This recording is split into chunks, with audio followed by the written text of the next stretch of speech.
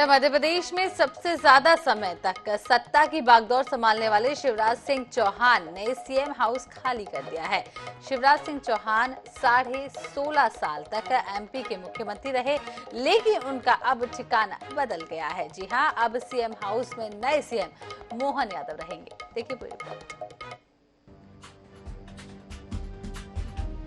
16.5 साल तक एमपी के मुख्यमंत्री रहे शिवराज सिंह चौहान ने बुधवार को सीएम हाउस खाली कर दिया, जिसके पहले उन्होंने परिवार सहित सीएम हाउस में मौजूद मंदिर में पूजा की, गौशाला में गौ माता के दर्शन किए और फिर सीएम आवास में तैनात सुरक्षा कर्मियों ने पूर्व सीएम शिवराज को विदाई दी।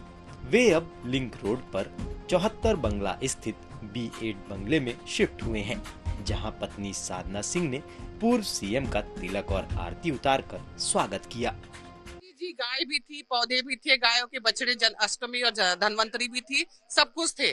और आज हमारे साथ में सब लोग वो आ गए हैं यहाँ पे। मेरे पति इस घर में आ रहे हैं तो मैं उनका तिलक लगा के स्वागत कर रही हूँ। कोई भावुक पल नहीं है, ऐसा कुछ लग ही नहीं रहा है। खुशी खुशी में वेलकम कर रही हूँ।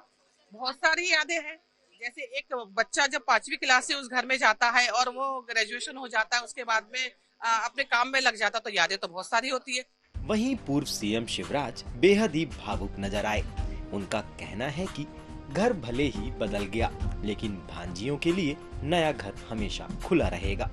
राष्ट्रीय महामंत्री रहते हुए भी पार्टी का मैं यहाँ रहा और बाद में यहीं से फिर मैं मुख्यमंत्री निवास भी गया, तो यहाँ रहकर भी जनता के लिए खूब काम किया और आगे भी जनता की सेवा का महायज्ञ यहाँ से चलता रहेगा। पार्टी कार्यकर्ता के नाते जो जिम्मेदारी सौंपेगी वो भी यहीं से पूरी करेंगे और जनता की सेवा तो करते ही रहेंगे। सीएम हाउस में एक लंबा अरसा गुजारने के बाद आखिरकार पूर्व सीएम शिवराज ने घर खाली कर दिया। अब ये घर एमपी के नए सीएम डॉक्टर मोहन यादव की यादों को सजोएगा। ब्यूरो रिपोर्ट के साथ अनुराग मालवी, INS 24/7 भोपाल।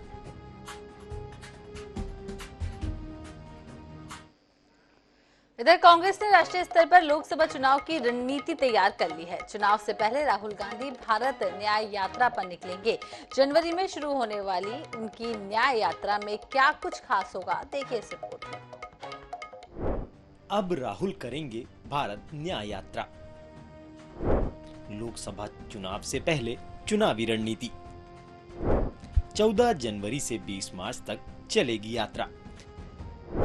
पैदल 6200 किलोमीटर से ज्यादा की यात्रा। देश ने राहुल गांधी को भारत जोड़ो यात्रा करते देखा है। अब वो 2024 लोकसभा चुनाव से पहले भारत न्याय यात्रा शुरू करेंगे। ये 14 जनवरी से मणिपुर से शुरू होकर 20 मार्च को मुंबई में खत्म होगी। इस दौरान यात्रा 14 राज्य और 85 जिलों को कवर करेगी। इस दौरान राहुल गांधी बस से और पैदल 6200 किलोमीटर से ज्यादा की यात्रा करेंगे। This yatra is actually a east to west yatra. We have done south north yatra from Kanyakumari to Kashmir. Now we are doing a yatra from east west. Without Manipur, how can we do a yatra now like this yatra? Because we have to try to heal the pain of the people of Manipur. Congress महासचिव KC Venugopal ने कहा कि party अध्यक्ष मल्लिकार्जुन खड़गे इस यात्रा को हरी झंडी दिखाएंगे। भारत न्याय यात्रा का मकसद आर्थिक, सामाजिक और राजनीतिक न्याय है। इस यात्रा में राहुल युवाओं, महिलाओं और हाशिए पर पड़े लोगों से मुलाकात करेंगे। पहले की यात्राओं का क्या हश्र हुआ वो हम सबके सामने है। तो राहुल गांधी जी को अपनी नियत, अपने मंतव्य, अपनी भावना, अपने भाव ठीक करने होंगे, तो आप समझ सकते हैं कि आगे की यात्रा का क्या हश्र होगा। जो भावनाएं हमारे कार्यकर्ताओं की थी, हमारे वरिष्ठ नेताओं की थी, उसको देखते हुए ये यात्रा फिर से राहुल गांधी जी ने शुरू करने जा रहे हैं। और मैं समझता हूं जितना समर्थन पिछली बार मिला था उससे ज्यादा समर्थन इस बार उनके साथ रहेगा।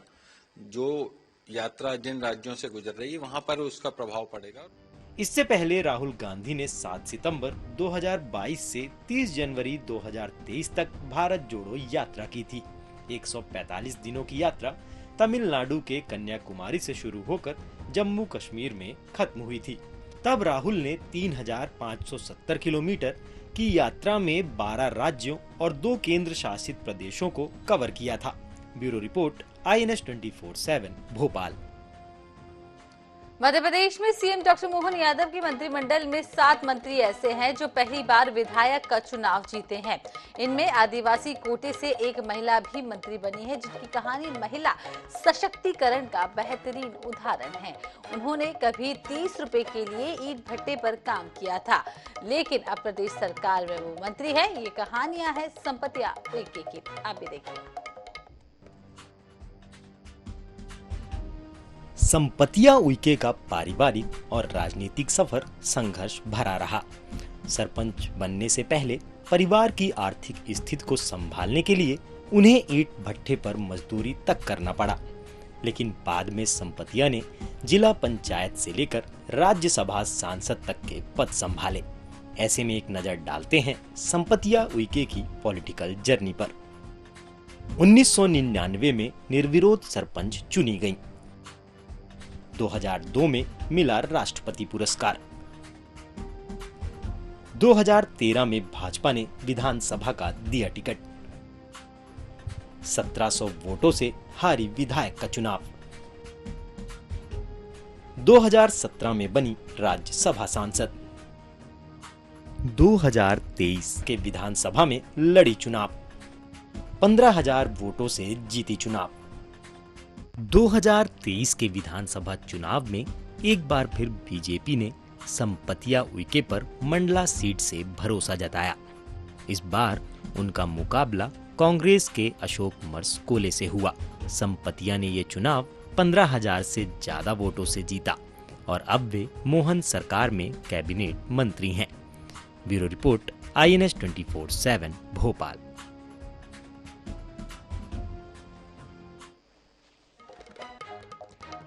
चलिए बात दतिया की कर लेते हैं, जहां दतिया से कांग्रेस विधायक राजेंद्र भारती का एक कथित वीडियो वायरल हो रहा है, जिसमें कांग्रेस विधायक ने बिना नाम लिए पूर्व गृह मंत्री पर गंभीर आरोप लगाए हैं।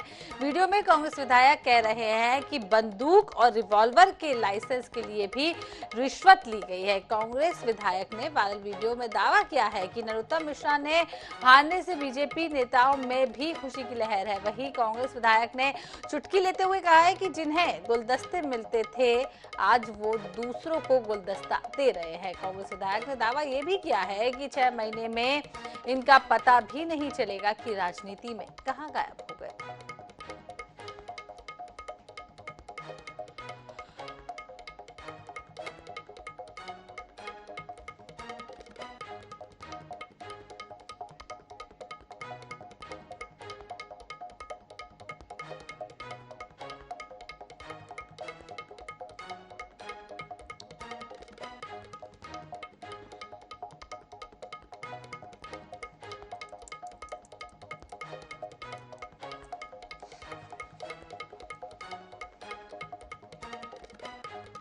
इधर सीहोर के आशुतोष त्यागी अपनी मेहनत और परिश्रम के बल पर मध्य प्रदेश लोक सेवा आयोग की परीक्षा के नतीजे में GSP के पद पर चयनित हुए हैं। उनके इस गौरवशाली उपलब्धि पर परिजनों में खुशहाली का माहौल है। ग्रामीण परिवेश में पले बड़े आशुतोष की सफलता के पीछे उनकी कड़ी मेहनत है और रोजाना 10 से 12 घंटे की पढ़ाई के साथ धैर्य उनकी सफलता की कुंजी रही है। अपनी सफलता का श्रेय आशुतोष अपने दादाजी बाबूजी मोहनलाल त्यागी से मिले मार्गदर्शन और प्रेरणा एवं अपने चाचा दीपक त्यागी से मिले हौसले को देते हुए कहते हैं कि कड़ी मेहनत के साथ सूझबूझ भरे मार्गदर्शन एवं हिम्मत ने हमेशा प्रेरित किया है और निराश नहीं होने दिया है। सर, मुझे बहुत खुशी हो रही है। मेरी जो है लगभग 3-4 सालों की मेहनत थी, घर वालों के सपने थे, सब कुछ पूरा होते हुए देख के काफ़ी खुशी हो रही है। सभी लोग खुश हैं, घर वाले भी। सर, अध्ययन का तो ऐसा है कि मैंने अपने ग्रेजुएशन के समय से इसकी तैयारी शुरू कर दी थी और मैं अपनी ग्रेजुएशन भी कर रहा था, साथ में इसकी तैयारी भी कर रहा था, लगभग 4 घंटे 6 घंटे रोज़। लेकिन सर, जो बेस है मेरा, मैं जब 6ठी-7वीं क्लास में था तो मेरे बाबूजी जो हैं, मुझे उन्होंने इसकी प्रेरणा दी थी कि अपने को एक बड़ा अफसर बनना है। तो तभी से ये चीज़ मेरे दिमाग में थी कि अपने को लोगों के लिए, समाज के लिए कुछ करना है, कोई बड़ा मुकाम हासिल करना है। इधर झाबुआ जिले के मेघनगर में भगवान श्री राम के प्राण प्रतिष्ठा महोत्सव को लेकर सफल हिंदू समाज के तत्वाधान में शहर में अक्षत कलश शोभा यात्रा निकाली गई और 22 जनवरी को अयोध्या में होने वाले भगवान श्री राम के प्राण प्रतिष्ठा महोत्सव में अक्षत कलश शोभा यात्रा की शुरुआत गणेश मंदिर से हुई, जो नगर के मुख्य मार्गों से होती हुई शंकर मंदिर पहुंची। अक्षत यात्रा का जगह जगह पुष्प वर्षा के साथ स्वागत किया गया। भगवान श्री राम के जय घोष से शहर गूंज उठा है। वहीं अक्षत यात्रा में महिलाएं भी ढोल की ताल पर नाचती हुई नजर आए। तो अगली खबर का रुख कर लेते हैं, जहां पटवारी पर प्रेशर। जी हां, विधानसभा चुनाव में मिली करारी हार के बाद भी मध्य प्रदेश कांग्रेस में सब कुछ ठीक नहीं है। पीसीसी चीफ जीतू पटवारी ने पदभार संभालते ही पुरानी कार्यकारिणी के साथ काम करने का आदेश जारी कर दिया है। तो वहीं 2 दिन बाद प्रदेश प्रभारी ने कार्यकारिणी को ही भंग करने का ऐलान कर दिया। अब पीसीसी चीफ के सामने कार्यकारिणी गठन के साथ ही लोकसभा चुनाव की तैयारियों की दोहरी चुनौती खड़ी हो गई है। कांग्रेस के अंदर इस घमासान पर भाजपा भी लगातार तंज कस रही है। देखिए, मध्य प्रदेश कांग्रेस में बदलावों के बीच प्रदेश कार्यकारिणी को भंग करने का ऐलान कर दिया गया है। हालांकि अभी जिला इकाइयों को विधिवत काम करने के निर्देश दिए गए हैं। मध्य प्रदेश कांग्रेस में पहले पीसीसी चीफ को बदला गया, फिर प्रदेश प्रभारी को। पीसीसी चीफ ने कार्यभार ग्रहण करने के बाद एक आदेश जारी किया, जिसमें कहा गया कि प्रदेश कार्यकारिणी विधिवत काम करेगी। लेकिन 2 दिन बाद ही प्रदेश प्रभारी ने कार्यकारिणी को भंग कर दिया। अब पीसीसी चीफ के सामने नई कार्यकारिणी के गठन के साथ ही लोकसभा चुनाव की तैयारियों की चुनौती सामने है। देखिए, चुनौती लोकसभा चुनाव है। प्रदेश में वर्तमान में हमारे जो हर जिले में प्रभारी हैं, उनको उन्होंने यथावत रखा है। वो लोग अपना कार्य कर रहे हैं। जिला अध्यक्ष हमारे यथावत हैं, वो लोग काम कर रहे हैं। प्रदेश कार्यकारिणी हमारे जो प्रभारी आए थे उन्होंने भंग करी है, क्योंकि काफी संख्या में पदाधिकारी जो चुनाव के दरमियान बने थे। तो अब नए सिरे से जो कार्यकारिणी का गठन हुआ, उसमें प्रदेश कांग्रेस अध्यक्ष जीतू पटवारी जी, हमारे राष्ट्रीय प्रभारी भंवर जितेंद्र सिंह जी और सभी वरिष्ठ नेताओं से सलाह मशवरा करके नई कार्यकारिणी का गठन जल्दी करेंगे।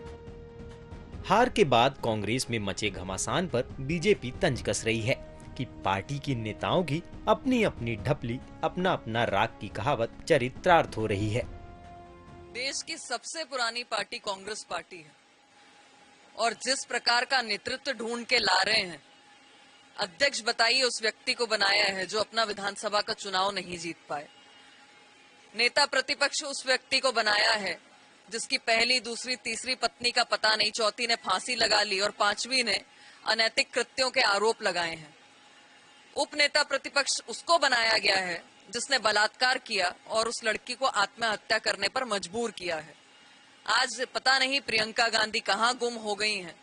अब ये कार्यकारिणी भंग करें, नेताओं को बदलें, उससे कुछ नहीं होना जाना, क्योंकि कांग्रेस की नीयत जो है वो जनता जानती है। लोकसभा चुनाव में बमुश्किल 3 महीनों का समय बचा है। लोकसभा चुनाव सामने है। ऐसे में प्रदेश कार्यकारिणी का गठन भी किसी चुनौती से कम नहीं है। प्रदेश अध्यक्ष जीतू पटवारी की सबसे कठिन परीक्षा भी यही है कि किसे कार्यकारिणी में रखें और किन नेताओं को बाहर करें। Bureau report, INS 24/7 Bhopal. छोटे से ब्रेक के लिए, और ब्रेक के बाद देखेंगे छत्तीसगढ़ की खबरें।